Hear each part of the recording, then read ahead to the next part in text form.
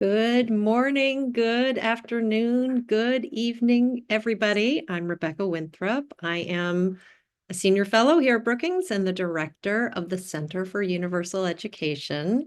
We have hundreds of people joining us from the US and around the globe. So thank you all for taking time to be with us today. This is the virtual book launch of the Disengaged Teen, helping kids learn better, feel better, and live better, which I've co-authored with my wonderful partner in crime, Jenny Anderson. And today we are going to kick off with a fireside chat and then move to a panel. You all can submit questions along the way. You can email events@brookings.edu with your questions, and you can put them on, I was going to say Twitter, whoops, X, if anybody's still on X, at hashtag the disengaged teen. And we will have the wonderful Jess Grose of the New York Times, who's an opinion writer, but was a longtime journalist covering families and parenting, who I have been a personal big fan of for many years, will be our moderator and lead us through our event today.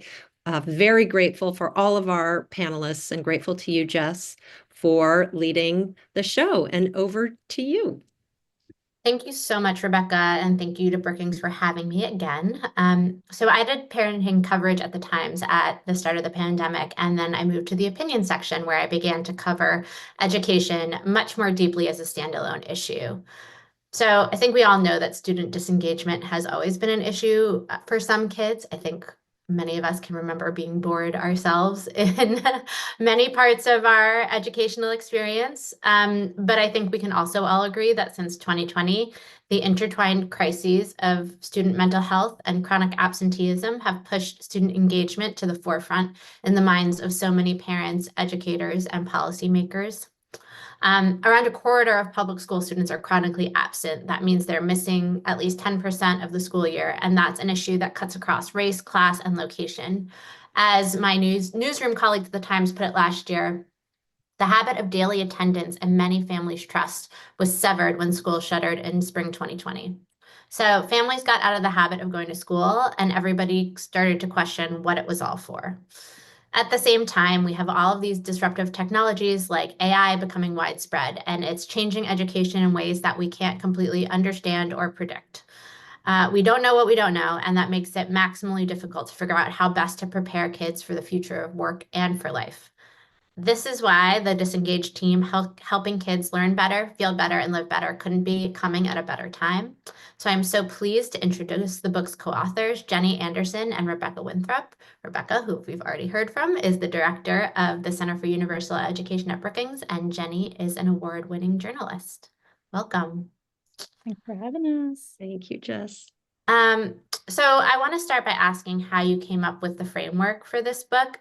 It's such a big topic, and I want to know how you came to identify engagement as the nexus that so many other learning problems come from.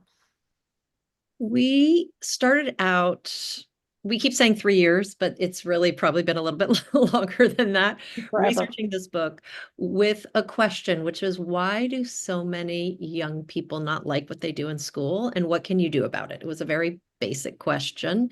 And we kept coming back time and time again to this idea of motivation and engagement, in part because engagement is a multidimensional framework. What does it mean to be engaged? It means what kids do, what they feel, and how they think, and what they initiate in terms of their learning in school. And we just kept finding that it wasn't just one thing. It wasn't just the mental health crisis and how kids are feeling in school or about school, and do they feel they belong, et cetera. It wasn't just, are they developing self-regulated, deeper learning strategies, how they think. So it's this combination, and they interact with each other. How kids feel really impacts how they think, and if they have bandwidth and time to pay attention to the content they're learning. And when we dug into it, the literature on engagement is incredibly powerful. It's several decades.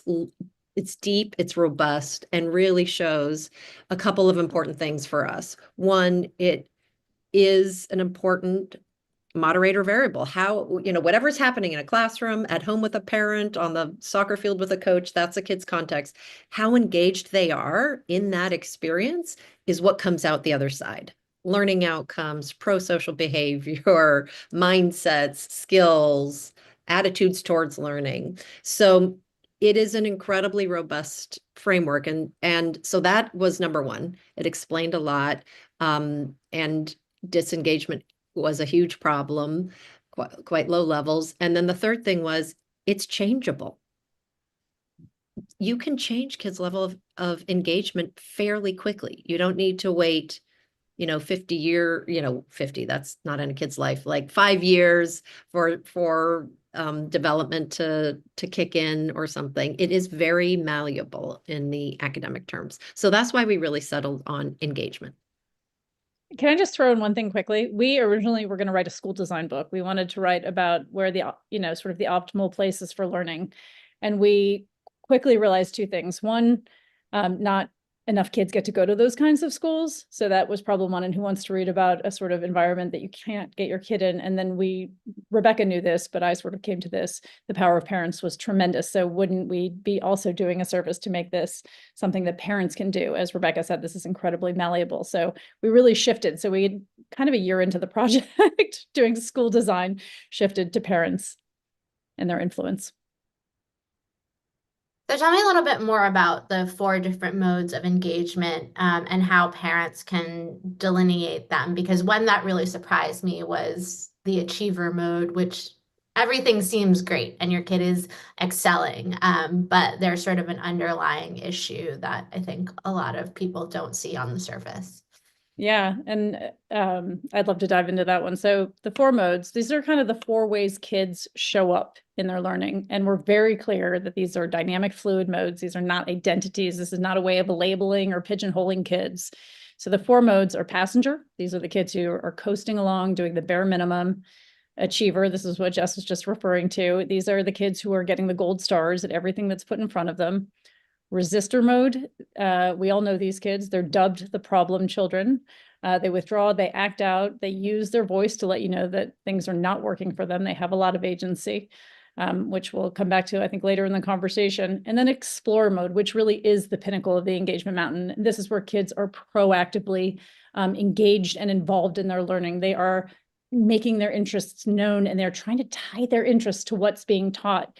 It's like the kid who comes home from science class where you're talking about weather patterns and jumps online and goes to YouTube and looks for everything she can find about tornadoes. And then she asks, and she's really annoying at the dinner table because she keeps wanting to talk about it. That is what engagement looks like. And we want kids to have that because it sets off this virtuous cycle of, you dig in, you learn more, you develop some skills, your attention improves, your memory improves. So it's like, there's just this cascade of really positive effects. To answer your question about achiever mode, what's interesting about achiever mode is, of course, kids who are in a happy achiever mode, there's kind of 2 modes here. There's happy achiever mode. These kids are setting goals, they're organized, they're developing so many important skills, but there's this really fine line between happy achiever and unhappy achiever. And the unhappy achiever mode are the kids who are striving for perfection, not excellence. And a lot of kids today, because school right now feels to kids like it's about ranking and sorting and not about practicing learning, right? And it should be about practicing learning and not just about performance. Of course, there's performance moment. The achiever mode kids, the unhappy achiever mode kids are just needing to nail every bit of that performance. And that is a huge amount of pressure and anxiety. And the mental health outcomes for these kids are the worst of all of the kids. And that's really alarming. They're worse than resistor mode kids. Kids in resistor mode, I should say. It's worse than those kids because that sense of perfection and trying to do everything. And because you're trying to sort of nail the system that's in front of you, you're never asking yourself, what do I care about? And where do I want to direct my attentions? And, how do I want to show up in the world? You're just responding to what the world is saying to you. And we know that the system is just insatiable. And so they're trying to meet the needs of an insatiable system. And how do parents identify the mode that their child is in before it becomes really problematic? Because I think when there's a 5-alarm fire, most of us can tell, but I think that sort of creeping issue, it can be sort of harder to know when things are starting to go south in any of these modes. So are there things to look out for? Yeah, yes, definitely. And one of the things we found was that disengagement is a real continuum. So you have kids in explore mode, and what's the sign that they're in explore mode? And they might be in explore mode not in school. In fact, less than 4% of kids in our survey research, Brookings with the education nonprofit Transcend, said that they regularly have opportunities to be in explore mode in middle school and high school in the US. So they might not be in explore mode in the US. It might be outside of school. It might be at home in the community. It might be in their extracurriculars. But this is where kids are proactively, of their own volition, pursuing learning. So one example is a kid could get a little bit of a curiosity spark. This is a personal example. I have two boy teens. Science class, extreme weather. One son gets super excited by tornadoes, comes home. How was your day? Instead of like, fine, good, it was all about tornadoes. Wouldn't stop talking about tornadoes. And then went on YouTube and was, learning about tornadoes and trying to figure out the tornado that we had here a while back in DC, where I'm based, and talked about it at dinner about tornadoes. Proactive. No one's telling him to learn more about tornadoes. So that's a sign that your kid is in explore mode. Another sign of engagement that parents can look out for is when your kid is in resistor mode. And this is the one that we are most familiar with in terms of teachers, educators, family members. Kids are withdrawing, they're disrupting, they're either class clown, not doing their homework, skipping school, and then you reference chronic absenteeism. It can be a slow slide down to school refusal. And those are a little more visible and obvious. The one that I think is the trickiest is passenger mode. And that's when kids are coasting. And so they are just trying to get through finding shortcuts, doing the bare minimum. So they may rush through homework. They're not necessarily checking homework to make sure it's done well. They may like going to school to see their friends. They're happy but they don't often talk voluntarily about the content of what they're learning and what's interesting. So those are some signs of passenger mode. And the achiever mode kids are the ones that are really trying to knock it out of the park, as Jenny said, get gold stars on everything they do that is really put in front of them. And they're often very high effort, high intensity. So trying to get it right, staying up late, revising, checking their answers. And again, this can be great, but the signs of unhappy achiever mode are worrisome. This is when they get a slightly bad grade and it's like it's the end of the world, rather than, oops, I made a mistake, or this didn't go so well, next time I'll do it. When they start, again, another sign parents can watch out for unhappy achiever mode is when they start talking about themselves very negatively if they're not performing well. And this idea that their performance is really tied to their identity and who they are. So it's the four modes I think are helpful. It gives us a bit of a map as parents, as teachers, as school leaders, to see this continuum of engagement to disengagement. I love hearing you talk about that because it made me acknowledge a time where my older daughter was in explorer mode. She just got really obsessed with the idea of fashion history and was looking up what people were wearing in the 20s and the 30s and the 40s and why. And no one told her to do this. I have no idea where it came from, but she was so engaged and she even drew examples of, and it just was so wonderful to see. And she did all the research online. So I love hearing you talk about it because it sparked the acknowledgement of it in my own kids. So I think that's a really helpful tool. And hearing you talk about you have boys, I have girls. Is there a way that these modes manifest differently in terms of gender? Would resistor mode look different? Would, achiever mode look different? Right. So it's very interesting, the gender dynamics around student engagement. So there's a couple of pieces of data that I want to walk us through. One is for this, for the research for the book, we partnered with a nonprofit, Transcend, and did a big nationally in the US representative surveys of students and parents. And students, we were asking them about their school experiences.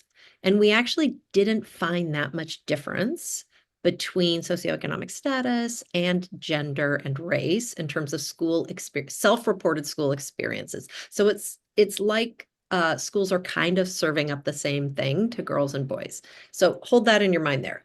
We did, though, find differences in how girls and boys talk about their ambition when it comes to school and how they lean in our qualitative research. And we followed about 100 kids, so many of them over multiple years. And boys don't seem to get social status from achievement.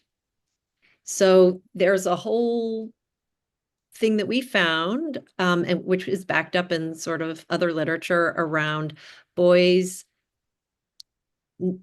pretending they're not trying to be good at school because it's cooler that way. We had one student tell us, in 8th grade, I just a boy pretended I didn't know what was going on. And then by 10th grade, I have no idea what's going on, how to organize things, what to do when, how to get myself through this thing called school.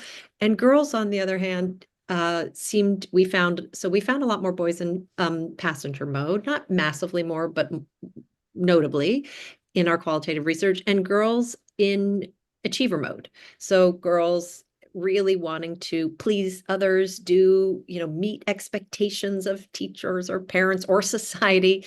And again, I think there's a lot of social norms at play here around socialization and compliance orientation for girls, and less sort of effort to be cool for boys. It's funny because I think the stereotype is that girls dumb themselves down because they think that achieving is uncool. So it's interesting that that stereotype turns out to maybe not be quite as We true. found a lot of, I'm not sure if girls dumb themselves down. I think there's a piece around girls not wanting to look and act smart in front of boys, which is a different dynamic. Yeah. So, in my reporting, parents and educators often tell me that post-COVID, kids are emotionally and socially behind in ways that they weren't before 2020, and that those kinds of effects still linger today, particularly for kids in 3rd to 7th grade at the onset of the pandemic, who are today's middle schoolers and high schoolers. Do you have any big picture thoughts about what specifically can be done to ameliorate this thing, which is hopefully a once in a lifetime issue for these kids that are currently in middle and high school, and kids born after 2020 won't have the same issues? I mean, the once in a lifetime opportunity is to care about engagement in a way that we haven't before, because as Rebecca said, and as our data show, kids have been disengaged for a long time. And you're right that COVID was just devastating for kids, both in terms of learning loss and the emotional toll it took on them. But we need to wake up and care about the quality of kids learning, the experiences that they have, how they spend their days, how they feel about learning. You can look at Ferris Bueller's Day Off and be like, kids have always hated learning. That's just the way it is. We should not be apathetic about the fact that kids don't like what they do in school. We can't do that anymore. And maybe the mental health stats and the fallout from COVID are the opportunity to see that more clearly, right? And to pay attention to it. We learned in COVID that kids cannot learn well if they aren't well, right? We really got an up close and personal. The inverse of that is true as well. Kids, when kids learn well, they are well. Flourishing frameworks include, good learning experiences. So what we hope is that there's a two-pronged approach here, right? One is a systems answer, a systems transformation answer, and one is sort of every parent and their family. Right now, I mean, I have teenage girls, I don't have time to wait for the system to change. So the book is very much about what you can do today in your own home. And we can talk about those things, see the spark that kids have, be the bridge between the content of what they're learning in school and the real world. That relevance gap is a chasm now. And we really need to be helping kids tie together. Yes, this matters. And here's how, because schools sometimes can't do that as well because they have big classes, lots of pressures. And the third thing I think we can do individually is really just model the thrill of learning. Curiosity is contagious. So is incuriosity. So we can do some of that. On the systems level, the research is really compelling that even if a school is not changing, a teacher can change their practices ever so subtly. And it has tremendous impact on kids' learning and their mental health and their well-being. So when you really shift the tone, more respect, more invitational, let's do it because I said you have to do it, less, telling kids to do things they feel that school is done to them, giving them a sense that they've got some choice, helping them choose between things. Even those small changes make a big difference in terms of performance, in terms of well-being, and in terms of pro-social outcomes. So I think there's a lot that can be done. Our book talks a lot about what parents can do, and parents' influence is huge. They can really have a huge impact, but we do also get into what needs to happen in the system. And I'm hoping you can talk about, that even more in the latter part of the panel. Rebecca, would you add anything to that? The one thing I want to add is how important it is to remember that learning is relational and social at its core, at its fundamental core. We had a session last week in which colleagues from Stanford were over talking about their research on high dosage tutoring and how it's actually the relationship between the tutor and the kids, whether it's 1-to-1 or 1-to-4 or 1-to-3, that has a big driver of these positive outcomes, in addition, of course, to more personalized time. So I think that is one of the big lessons to take away for all of us as a ecosystem of adults around kids, whether it's at home, whether it's coaches, whether it's district leaders or school leaders or educators, that the more we can do to ensure the relational, social components of learning are embedded and strengthened, that's helpful for learning outcomes. But just to your point, that's how kids have to learn interpersonal discussion, connection, and texting each other on a phone is not the same skill as looking in the eye and having a conversation. And these are things that they just used to. Most kids, we have, plenty of kids who need to learn these skills to be taught them, which is totally fine. But most kids used to just pick them up. We need to help kids learn these skills, and school's a place to do it. Oh my God, the group chats are the biggest mess I've ever witnessed in my entire Right. Yeah. But tell us some of the sort of specific examples of first what parents can do to help encourage this kind of exploring agency that, some kids are struggling to have. And then I would love to hear a little bit more about some systems changes that can happen, even though, yes, we'll hear more about it later. I would love to hear both of you talk about both those things. I'd love to tell a story. We did a Zoom with the National Parents Union earlier this week. It was like 600 parents on there. And the woman who heads it told a story that I just thought it encapsulated exactly what we need to do so well. She has 5 boys, and she has one boy who struggles a lot in school and is always getting feedback from school that he's doing everything wrong, right? He's not doing his homework. He's, goofing off in class. And she got another note from the social studies teacher, and she went in his room kind of ready to have the talk to tell him that he's in trouble again. He really needs to do his homework. And she said, she just read the book, and she said, I saw him kind of doing something. And she asked him, what are you doing? He's like, hey, Mom, I just wrote this song. Can I tell you about it? And it was like, he was telling her how he laid the tracks. And then he told her about the lyrics. The lyrics were really beautiful and powerful. And at the end of that conversation, she was like, hey, can you make a plan about getting your social studies done? Because it seems like that's happening. That interaction meant that he was receptive to the conversation she's having, which is, we got to change the dynamics here. She's giving him agency and saying, what's your plan? I need you to make a plan. And if you need help, I'm going to help you make that plan. I'm not going to tell you have to do it. I'm not going to tell you your plan, and I'm not going to make the plan for you. Right. But she also just let that moment where he was discovering something on his own bubble up. It's just like what you're talking about with your daughter, Jess.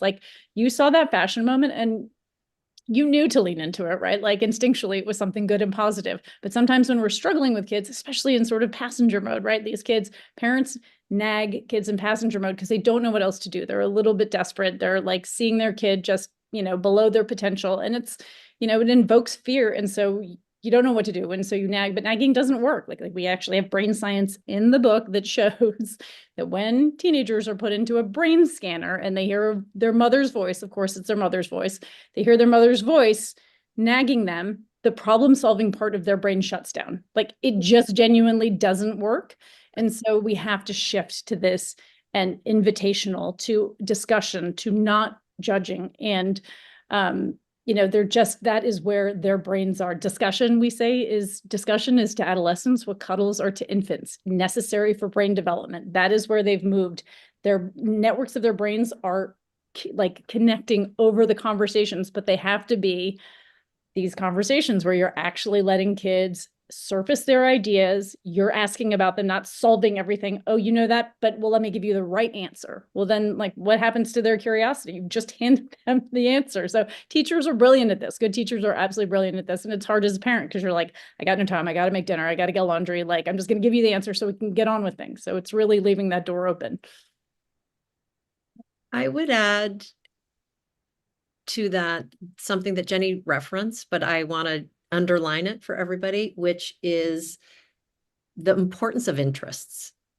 As long as kids are not hurting themselves or hurting other people, in terms of skill development and explore moments, any interest is a good interest because that is the canvas upon which they are developing these wonderful learning skills and learning to drive their own learning journey. Your daughter going into, fashion and design, mine into son into tornadoes, it doesn't matter. Like that, the process of exploring those is building really good agentic engagement muscles. And it also is energizing. This is something else, lots of evidence to show that when kids are engaged in something they're very curious and interested in, longer attention spans, more retention, all sorts of good things, better social emotional outcomes. And interest can spill over. So if you have an interest outside of school, don't take it away from your kid. And this is a message for families and caregivers and parents, but also a message for schools. Don't take it away from kids. If they have some sort of behavior problem and you need to correct it, by all means, we're not saying don't have any consequences, just don't take away their interests. And often we see, particularly in schools, when kids start failing academically, schools start taking away kids' interests. There was this incredible survey that came out through 50CAN, and something like 60% of kids who get straight A's participate in music, arts, dance, and drama, and half of the kids who get C's and D's in the US get those opportunities. And that's across the board for sports, etc. So that's one thing I would say is really important, both on the family side and the school side. And then on the school, what can schools do? School design question. There's a continuum. There's a lot individual educators, teachers, classroom teachers can do inside their classrooms without shifting curriculum, without new school leaders, without shifting disciplinary procedures around autonomy supportive teaching. And there's been about 7 teaching behaviors that have been tested time and again over the last 20 years in the US and in 14 other countries, randomized control trials comparing in-school difference classroom to classroom when teachers use these and don't. And it's small things like using invitational language. Instead of, I need you to go do this now, I suggest you, etc. Or explanatory language. I'm assigning this text, not because it's due on Friday, but because I want you to see how they are interspersing historical context with fiction and narrative, whatever it is. That really helps alongside giving kids some choice. 3 homework assignments, pick one. What does that do? Kids have to pause for a moment, think, reflect, which one do I want to pick? As in, which one am I most interested in doing? Just a tiny little pivot, and they get a lot more engaged. And kids who are in those classrooms where teachers are using autonomy supportive teaching techniques get better grades, have better mental health outcomes and pro-social outcomes. And I would argue that they're developing the skills needed for a world of generative AI. So that's one. all the way, and then all the way on the other side is full scale school redesign. And there's many, many models out there. We partner a lot with the organization, the nonprofit Transcend, who works with districts to find their own path for school redesign that puts student agency and engagement and meaning making at the center. Big picture learning is another example where kids are in class 3 days a week and 2 days a week. They are practicing applying what they've learned in class and developing 21st century skills in a workplace environment of their choosing, all 4 years of high school. You don't need to learn collaborative problem solving in math class only. You can learn it on the soccer field. You can learn it at home through faith-based organizations or through a workplace apprenticeship.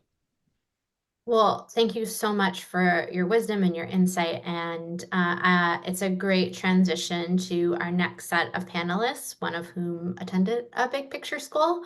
So I want to introduce the other three folks who will talk about their on-the-ground experiences. Angel Feliz Gomez is a student at Clemson College who recently graduated from a big picture learning school.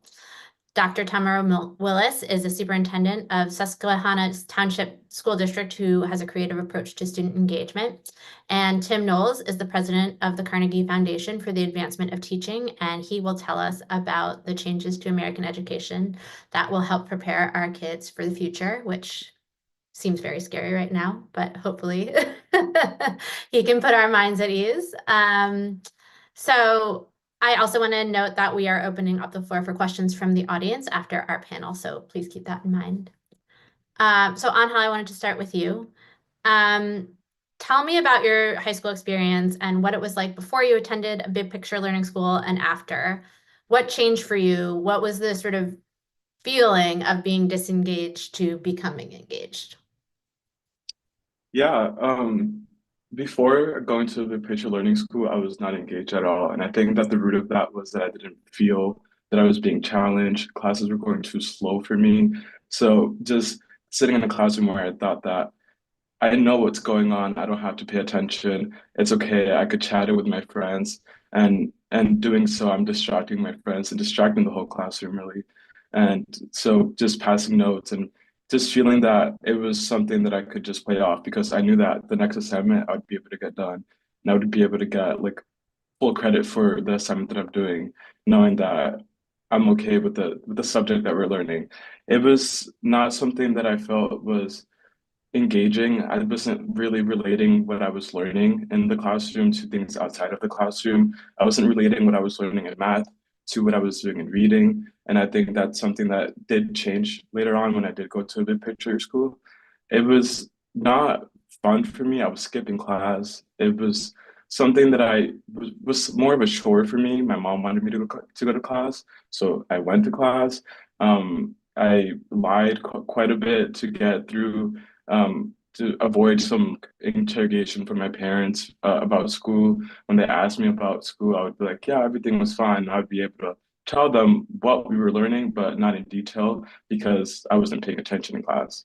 But when I made that transition to go into a big picture school, everything changed for me. The reason why I decided to go to this big picture school was because in seventh grade, I took a robotics class. And this was the first time that education was hands-on for me. I was so excited. I found that I was really good at it. I was really good at being able to code something to tell a robot to do what I wanted it to do.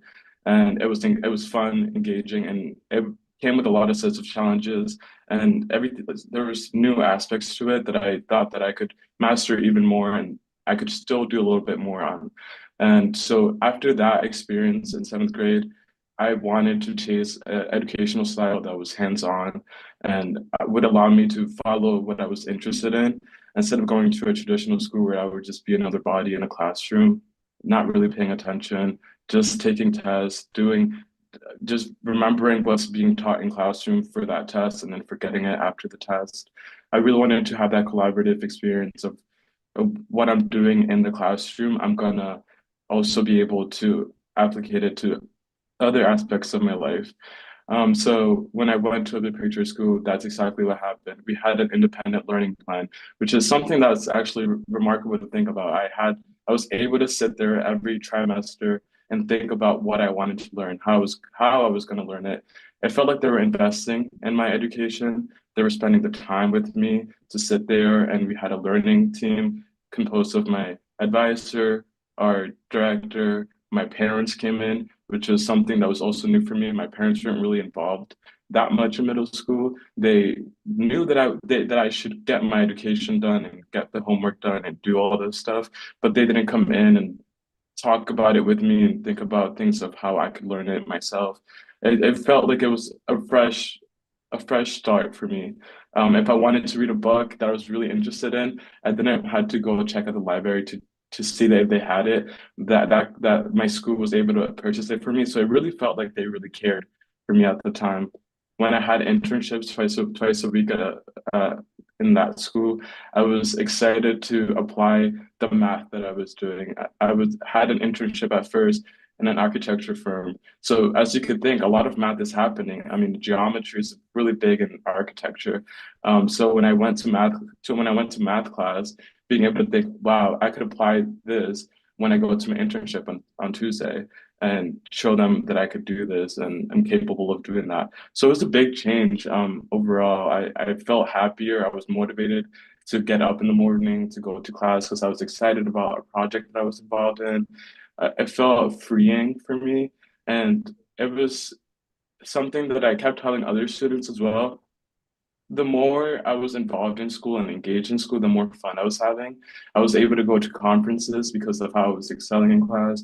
It was something that I did not think was capable before going to big picture school. And knowing that not everyone had the chance to go to the school. I mean, I had friends in traditional schools that weren't able to go to the big picture school.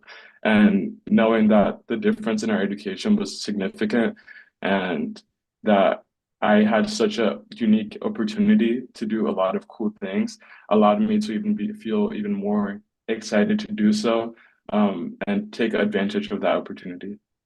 That sounds amazing. And what stands out to me is how engaged so many people were with the learning. It wasn't just your parents or your teachers, but you had so many community partners. I mean, to be willing to take high schoolers in as interns is amazing. And I know that schools around me have struggled to find places that will take high schoolers in. And so I think it's really amazing that the community is bought into the whole project. And Tamara, I'd love to hear your reaction to what Angel has described and what you've seen in your district and the changes that you personally have made in some of the schools to bring in more stakeholders to change the way that things have always been done. Absolutely. First of all, I am thrilled to hear Angel's story, to hear his journey. He's truly demonstrating the essence of learner agency, and that is really where students are taking an active role in shaping and directing their learning experiences. And that's something we want for all learners, right? He is our destination, if you will, kind of on that journey for all of our learners. In our district, we have adopted a competency-based learning model, and that focuses on those performance outcomes. Now, as Angel was speaking about his high school, we are trying to make this change on a systems level. So imagine all of the buildings going through a similar journey. And so we believe learners have to first demonstrate mastery of those essential competencies. Just as Angel mentioned, we're not just feeding them the information, but we're allowing them to experience those competencies, demonstrate their mastery. And it's not just for the purpose of recalling the information and regurgitating it, but we really are looking toward success beyond graduation. So our mission statement here in the district is the success of every learner. And we focus on that word every because every learner's journey is not the same. And so as we look at a traditional model that basically gives every learner the same access, the same opportunities, it really is not a one size fits all approach that is working for students. And we're finding that as more and more students are not engaged in our classrooms. So we have mixed age classrooms. We use rubrics to provide clear and really transparent communication about progress. We believe that this is something that traditional letter grades have often overlooked. They don't typically share communication about how students are behaving in the school, how they are not just disciplinary. We're talking about how they're behaving as learners. Traditional letter grades don't typically communicate how students have grown. And so we are using rubrics to do that. We have an advisory model, which sounds something similar to what Big School is doing. It is that teachers support a core group of learners, and they almost serve as their advocates. And in those advisory sessions during the school day, we're looking for teachers to foster learner agency. So they are modeling those conversations around learning. I believe Jenny mentioned earlier, our middle schoolers need to talk about their learning. They need to be invited into that learning conversation and really feel like they have value. And so that is a part of that advisory model that we've been enacting. And so we have middle schoolers who are advancing to high school level competencies because we are not holding a student back based on their grade level or based on how many years they've sat in a particular seat or in a particular classroom. If the learners are demonstrating that proficiency, we are allowing them to keep going. We are also collaborating with some industry professionals. We've worked with a couple of our colleges and universities to expose our high school students to industry professionals because they have also demonstrated an affinity, for example, for technology. We have a program that we call the New Paths program, and basically those students are working with technology professionals so that they are actually applying, as Angel mentioned earlier, they're applying the skills that they're learning in school to the real world and to a career path that they themselves are interested in. And so this has been a long time coming. We believe that learners, when they have that agency, they become a part of that learning experience. And it's not just passive bystanders, which I love the book, by the way, because of these different areas in which we find our students, but they're no longer those passive bystanders or resistors, right? Middle school seems to have a rise in resistors when you compare all of the other grade levels, but they're really a part of their learning environment. So that's what we're doing in our district. We're probably 3 to 4 years in, so we're still kind of norming some things, but we're hopeful that we're going to have on-hills at all levels of our district.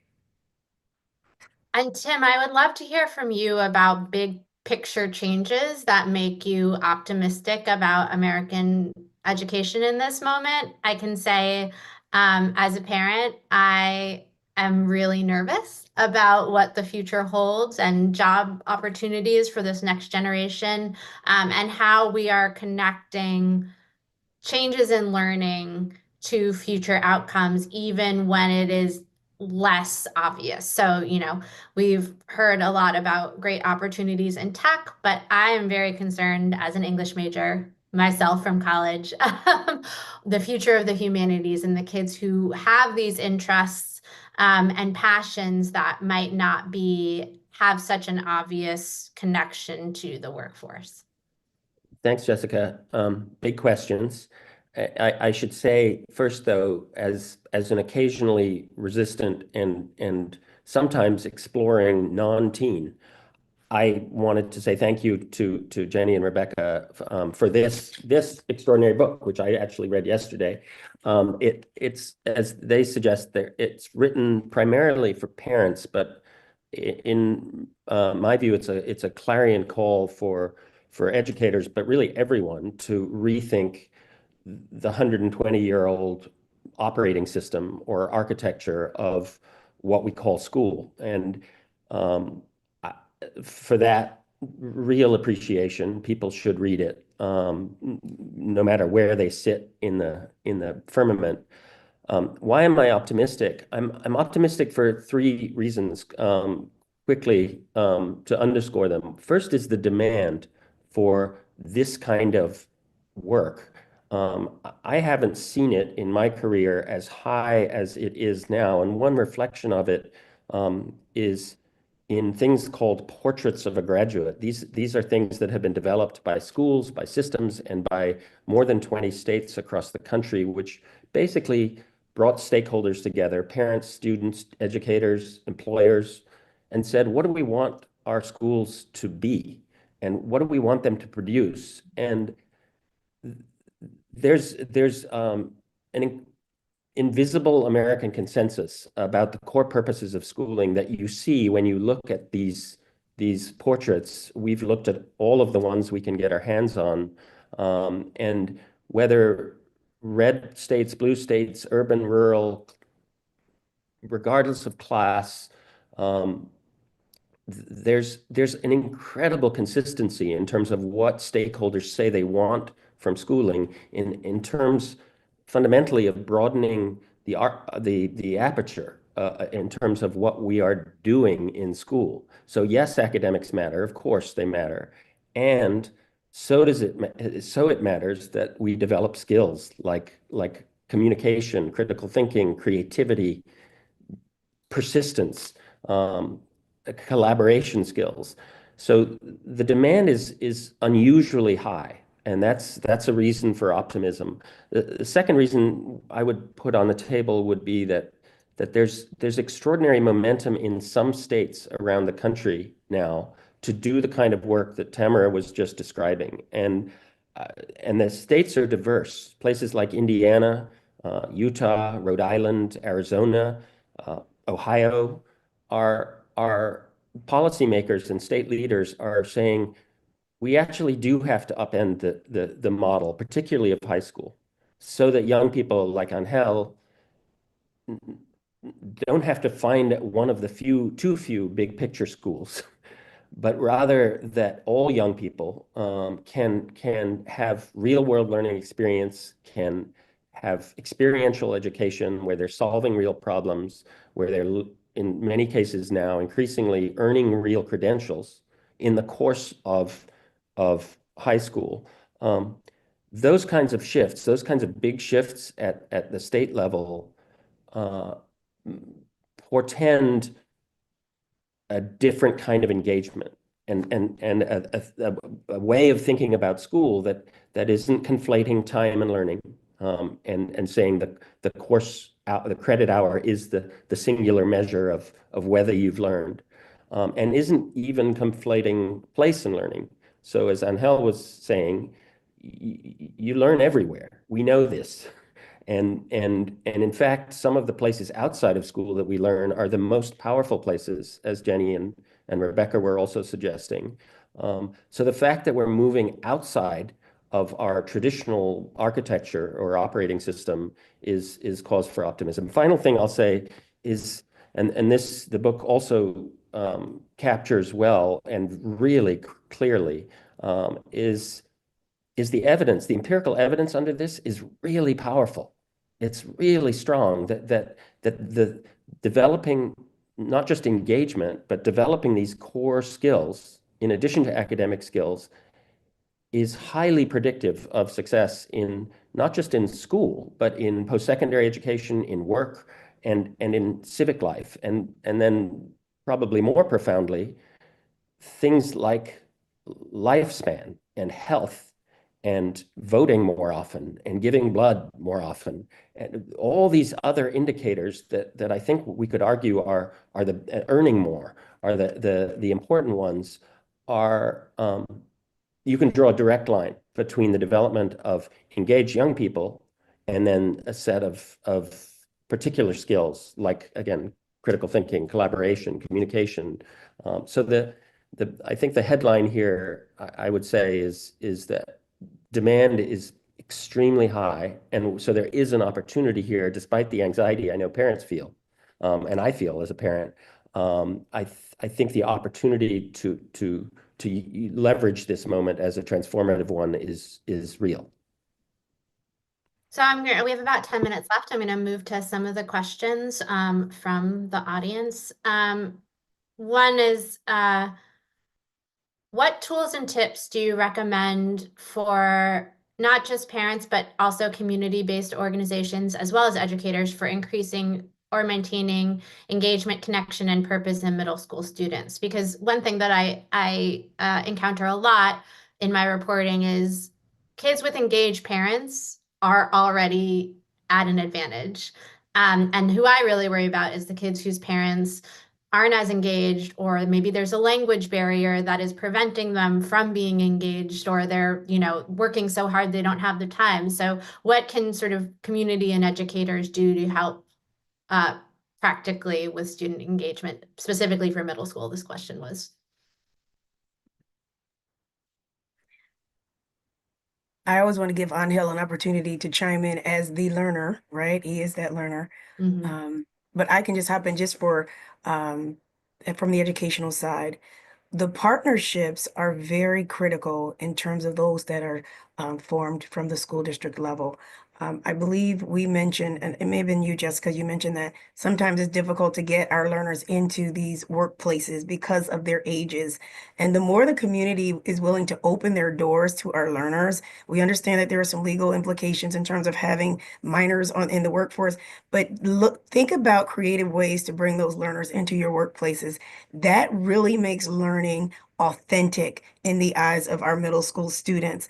We worked with a university that created programming over the summer, and it was around science and technology specific to our middle schoolers. And those are the partnerships that we need from our community. In terms of our educators, I believe the advisory model that we talked about earlier, having those conversations as a part of the regular learning experience, like it is just, students should come in just knowing we're going to talk about learning. I'm going to ask you questions about what you need and how you learn best. When it becomes a part of just the structure of the day, I think it starts to build that agency that we need in all of our students. So from the teacher standpoint, it has to be baked into the fabric of what we do every day through conversation and experience. And then from the community side, we really need those partnerships to just kind of come into the schools and support learners. That's Angel, do you want to respond? Yeah, I think that, I mean, something that I think my high school did really well was that they brought the education outside as well. I mean, the idea that the world is your classroom, became true at that high school. I mean, we used to go to a park every Monday, I believe it was, and we would take science classes there. We would just observe the trees, the plants there. We helped out with the community by cleaning up. We cleaned up a trail. So we really were giving back to the community too, but also taking some of the things that they had to offer to learn and use as our resource. It was an amazing experience to do that, and it was really rewarding to do so because it made it engaging, and students were actively interacting with that subject. That's so lovely. Someone else asked, what is the role of after school and summer programs in promoting student engagement? Jenny and Rebecca, if you want to jump back on, I know you were talking about not preventing students, even disengaged students, from doing after school things. So I think I'd love to hear your take on this. Well, the basic message is definitely reinforcing what Dr. Willis just said and what Angel and Tim have said, that you can learn to be an explorer or in explorer mode and build those explorer muscles anywhere, in school, out of school, at home, with your church or mosque. And we all have an opportunity to help kids get into explorer mode. And it's really more of a mindset. It's available to parents of every socioeconomic background. It's not about expensive extracurriculars or tutoring and stuff like that. The other thing I wanted to say on this piece before throwing it to Jenny is that, because someone else, I see the questions in the chat, Jess, so I'm combining one around basically spillover. Like if a kid get outside of school is engaged, either it's summer or after school programming, gets really excited and is engaged, does that help with their learning in school? And the answer is there's a lot of research to show yes, over time. It's not going to make them absolutely love, geometry tomorrow, unless, like Angel said, that their school is actually doing helping them apply geometry in a real world context. But the energy, excitement, and sense of self-awareness, sense of identity goes a long way to kids' engagement back in school and supports their learning. So there is a spillover effect. What would you add, Jenny? I just wanted to do a shout out to a program that I think is so brilliant. It's called D6. It's in the UK. It's in Rochdale, a very deprived area of the UK. And what they did is they opened their school on Saturdays for kids who wanted to come and reinforce their learning. And I think there was probably an expectation on some people's part that not a lot of kids would show up. But the way they structure it is sort of in UK parlance, 11th and 12th graders teach 9th and 10th graders. So it's a sort of near peer model. There are grownups in the building for safeguarding reasons, but for the most part, it is kids teaching kids.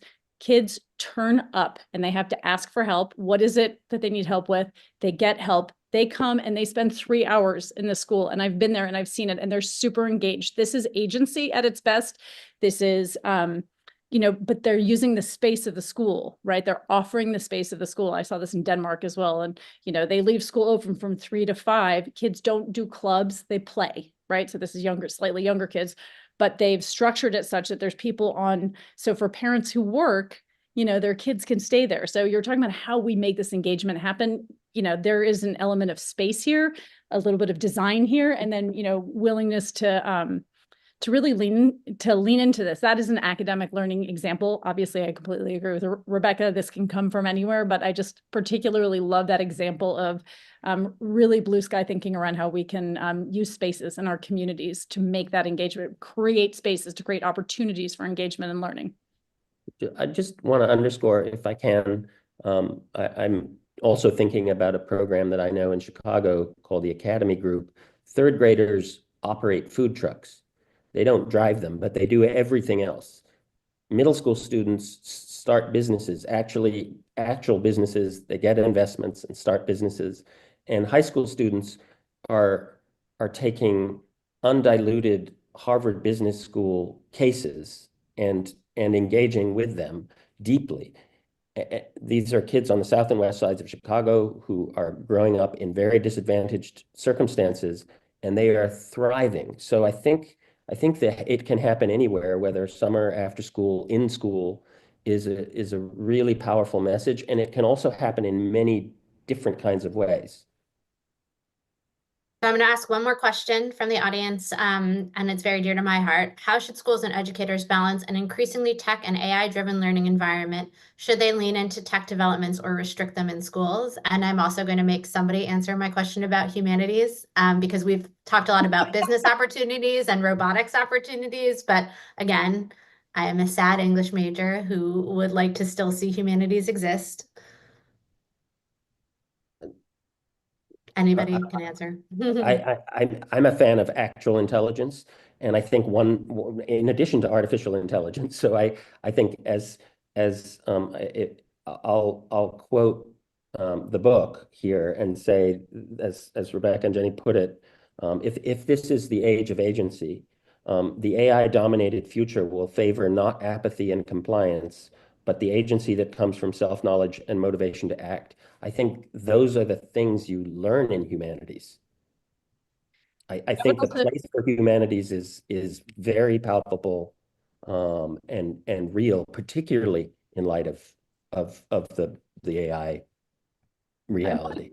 Can I jump in and just go back to something Rebecca said, which is that learning is social, it's relational. And so teaching right now, another one of our observations from a lot of work is teaching is hard, right? And teachers are struggling. And so let's use the tech to make a lot of the teaching easier, right? So find ways to do better marketing, to do lesson planning, to do some of the things so that there's more time for the relational in the classroom. And this doesn't totally go to humanities, but yes, so we can, be using them to develop these skills. I actually think humanities skills are going to be even more valuable because they're going to be even more rare, right? Because the AI is going to be able to do the software development now. We're going to need people who can think about the human condition. And what are the humanities? It is literally understanding humanity through literature and history and civics. And we also, have that pesky problem of having to rebuild democracy. So we need to lean into all of those things. So hopefully there will be this resurgence. I really do think there is an opportunity for this, and there will be a demand for this. And, people who study the humanities do understand humans. That is what you're studying when you're studying the humanities, is humanity. So I'm all for it. I mean, maybe it's wishful thinking, but I'm behind you, Jess. Jenny, and if I can just jump in very quickly, from a school system that was asked to ban AI perspective, I agree wholeheartedly with what Jenny said about there being this resurgence of the humanities, because there is an ethical component to using AI, right? And so we are going to have to engage with our learners around what that looks like. How do we use AI in a respectable manner, in an ethical manner? And as I believe Rebecca mentioned earlier, we have to remain curious, even about AI. Like, how does that fit into the tapestry that we've woven in this thing called an educational system, right? So we should not ban it or restrict learners. We should actually encourage them to engage with it and really start to shape their thinking around how we could best use it ethically and integrate it into the work that we're already doing. So. Yeah, I interviewed an English teacher, a high school English teacher, who started changing his vocabulary quizzes to not just ask for the rote, definition of a word, but it was all about usage, because he knew that they could easily get the definition using ChatGPT, using AI. And so he was asking for next level thinking on his quizzes. And so there's, really positive developments, I think, that can potentially happen if we stay curious. So that's such a great place to end it. Rebecca, I know you have some closing remarks, so thank you so much, everybody, for joining today, and congrats again to Jenny and Rebecca on their great new book. Thanks for Thank you so moderating. much. Thank you, Jess, for moderating. Thank you to all our panelists. Thank you to you all who have been listening and participating, for joining us. So please get the book, order the book. It's been out for a week. Reach out to me and Jenny. We'd love to engage with you. We'd be super curious to hear how you're finding it, how you might want to use it. I'm on LinkedIn, as is Jenny. I'm at Dr. Rebecca Winthrop on Instagram and TikTok, and Jenny is at Jenny Anderson Writes. I have a LinkedIn newsletter. Jenny has a wonderful Substack called How to Be Brave. And we would love to stay in touch. And we have a study guide. If you want to do a book read with your community, with your team, with your school, let us know. We can send you the study guide on our website, thedisengagedteen.com. And other than that, have a wonderful day. Thank you, everybody.